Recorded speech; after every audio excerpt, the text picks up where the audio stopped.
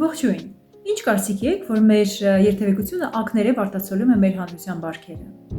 Մի կողմից երթևեկության կանոնները կամ նշանները ոչ միշտ են adekvat սահմանված կամ տեղադրված, հաճախ արհեստական են ու մի տեսակ չեն համապատասխանում իրական երթևեկային կյանքին, կարծես խրախուսելով դրանց խախտումը։ Օրինակ, շրջադարձի կամ արագության սահմանափակման նշանները։ Մյուս կողմից վարորդները հաճախ չեն գիտակցում իրենց վարման ոճի հետ կապված վտանգները, օրինակ, բակային տարածքներում արագ վարելը։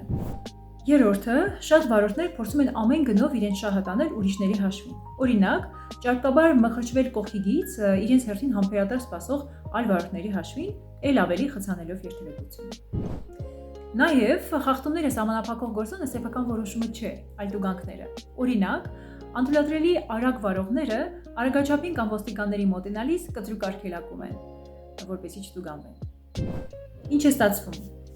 Չկա խելամիտ եւ արդյունավետ կարգավորվող իրատեսական համակարգ եւ այս պղտոր ջրում ամեն մեկը փորձում է իր համար հնարավորինս մեծ ցուկը բռնել։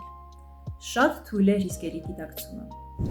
Թույլ է ընդհանուր շահի կարևորության գիտակցումը։ Մեր հանրության համար գրեթե նորմ է բրդել սեփական շահը ուրիշների հաշվին։ Պատժի վտանգը։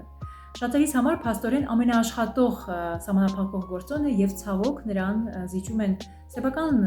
դիրքորոշումը, արժե համակարգը, նույնիսկ կյանքին սպառնացող վտանգները։ Կարծում եմ մտածելու բաներ ունենք միասին։ Առայժմ